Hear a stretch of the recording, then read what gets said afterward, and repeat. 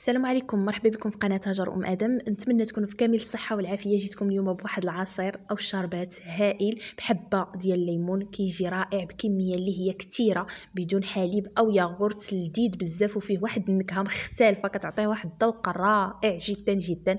المهم نوعوا ونديروا الاختلاف في العصائر والمذاقات حتى كاع، علاش لا، باشياء اللي هي بسيطه. كنحتاج ليمونه حامضه وحده، نص كاس ديال السكر سنيده وحبات ديال الزهر باش نسم هذا العصير هذا، والماء كنطحنوا غير بالماء. هذا العصير هذا كنحتاج يطرو ديال الماء.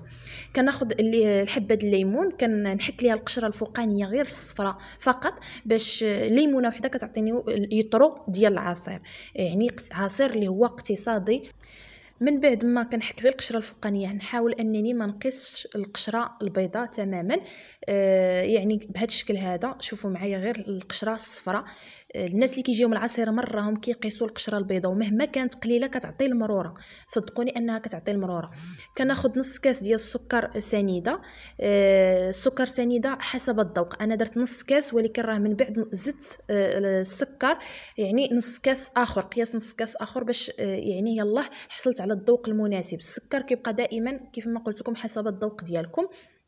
من بعد كنقشر الليمونه اللي كنت حكيت، الليمون حامض، وكنحيد له هاد الشوائب البيضاء. كنحاول نقيه مزيان مزيان من هاد الشوائب باش ما تطلقليش المروره، لان القشره البيضاء صراحه كتطلق واحد المروره كثيره ومزعجه. وكنحاول نحيد منه العظيمات اللي فيه، وكنتاكد بان ما فيش العظومه عاد باش كنديرو وكنطحنو في العصير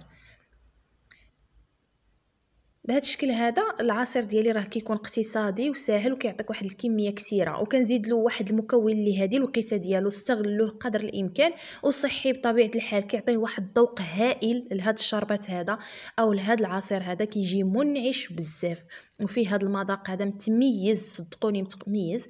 المهم كندير فيه 6 حبات، 6 العريشات كيف ما كتشوفوا ديال الزهر. راه مكون متوفر دابا حاليا فين ما مشيتي، كاين الزهر كاين الرنج. كناخذ وريقات ديال الزهر وكنجي نديرهم في العصير ديالي.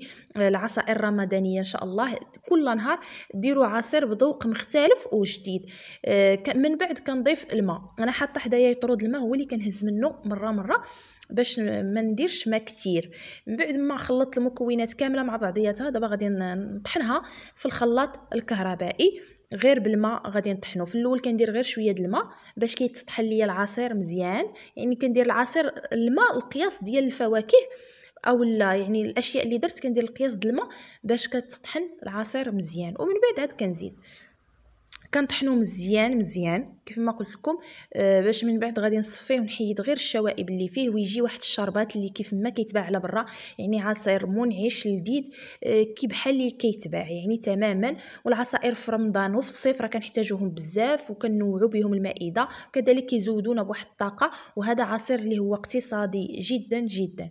من بعد ما كنصفيه باش كيجي واحد ناعم في المذاق ديالو كيف ما كتشوفوا، يعني ملي كنذوقوه كنحسوا به عصير ناعم، يعني ما فيش شي حاجه اللي مزعجه. كيجي عصير هائل جدا وراقي.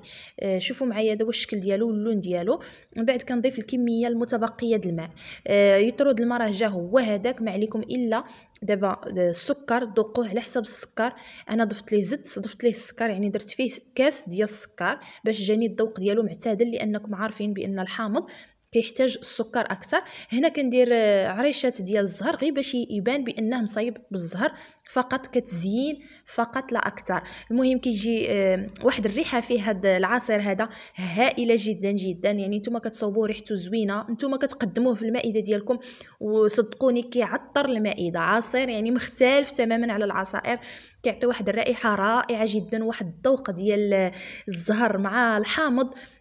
اش غنقول لكم، ضروري تجربوه هذا العصير هذا، راه في المتناول، ساهل وبسيط ومختلف.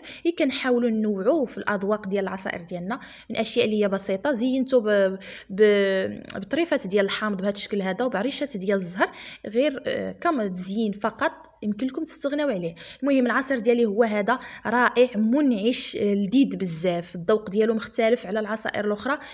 كنقدموه بالصحه والراحه. ما تنسونيش من التعاليق ديالكم، من اللايكات ديالكم، البارطاج الفيديو باش يشوفوه بزاف ديال الناس ويستافدوا منه ويستغلوا الوقيته ديال الزهر ويستعملوه علاش لا في العصائر، شي حاجه اللي هي مختلفه، وحنا دائما كنبغيو الاختلاف.